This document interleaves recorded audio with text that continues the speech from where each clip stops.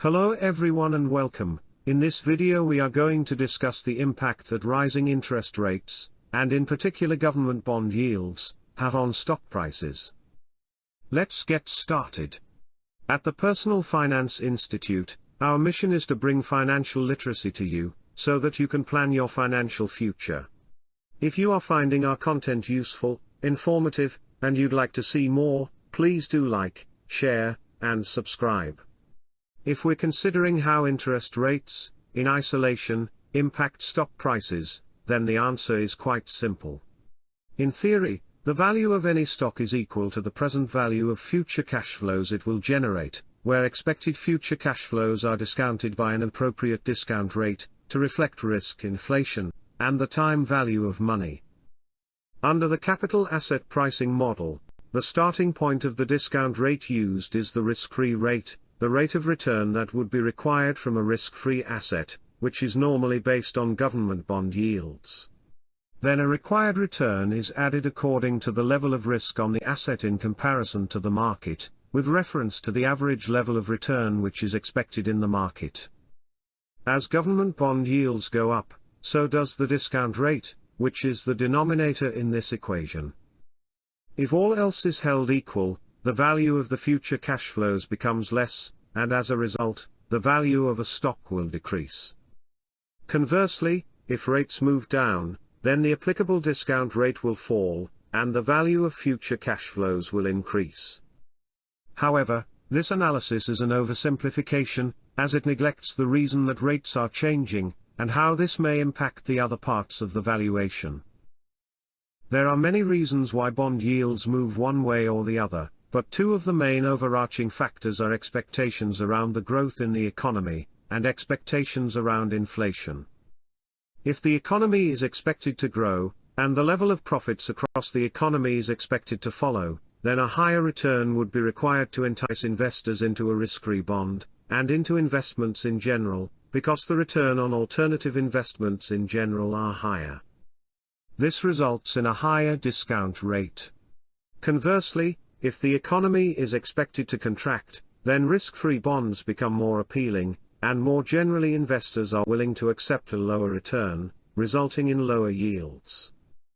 Just taking a step back for a second, this intuitively makes sense. In bad times people will be willing to accept a lower return, lowering the discount rate in a valuation. This comes back to the idea in economics of opportunity cost. Investments are only valuable in the context of the alternatives available. On the other hand, if inflation is expected to increase, and therefore the value of currency is expected to fall, then a greater return will be required for investors investing in risk-free bonds, in order to make up for this, resulting in higher yields. Conversely, if deflation occurs, then a lower return will be required, resulting in lower yields. Again, taking a step back, if inflation is 5% for example, then a return in excess of 5% would be required before a real return is achieved.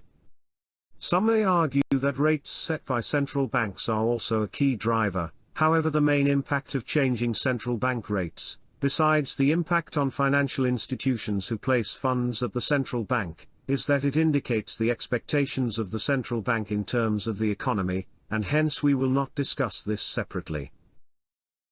If rising yields are driven by expectations around economic growth, then this is probably a good thing for stock prices.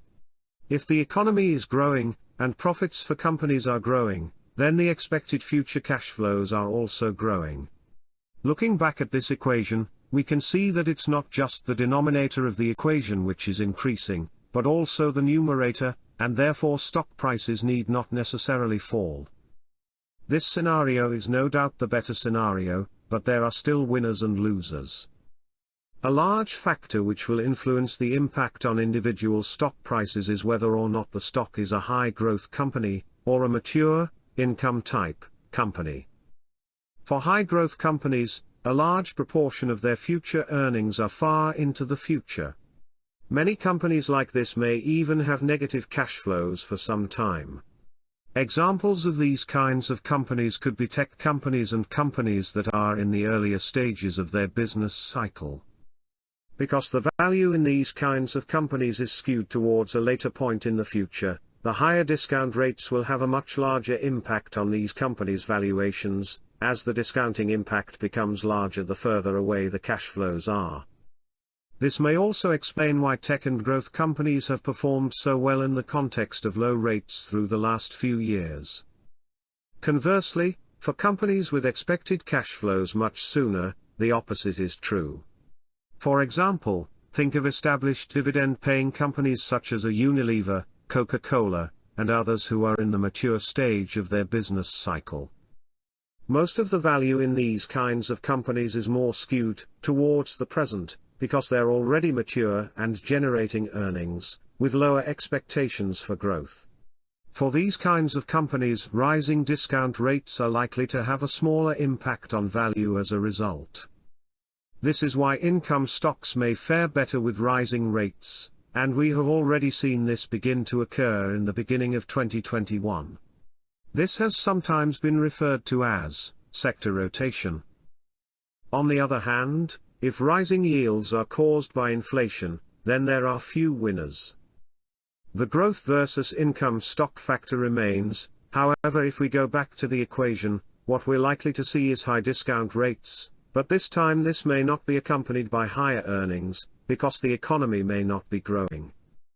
However, in this case it really depends in large part on the pricing power the particular company has. If the company exists in a highly competitive market, and is not able to pass on increased costs to customers, then it is likely to do badly in a high inflation environment. Conversely, companies that have high pricing power, such as utilities companies which have a natural monopoly, will be able to increase pricing, and therefore the increase in future cash flows may offset downward pressure on valuation as a result of higher rates. To conclude, the effect of rates on stock prices is not clear-cut, and the common wisdom that lower stock prices will follow is not always true, as it entirely depends on the attributes of the particular company, and on the reason for the changes in rates. If expectations of economic growth are fueling higher rates, then this is likely to be better for stock prices, as earnings are likely to increase as the economy grows. However, high-growth companies, where the majority of value is related to future earnings which are far into the future, are likely to be worse off than income companies, where the value of the business is skewed towards time periods in the near future, and therefore the impact of higher discount rates is lower. If expectations of higher inflation are fueling higher rates, then this is likely to be neutral or negative for stock prices, as only companies with strong pricing power will be able to increase future earnings when inflation hits. Likewise, growth companies are likely to be harder hit than income companies. That's all for today, everyone.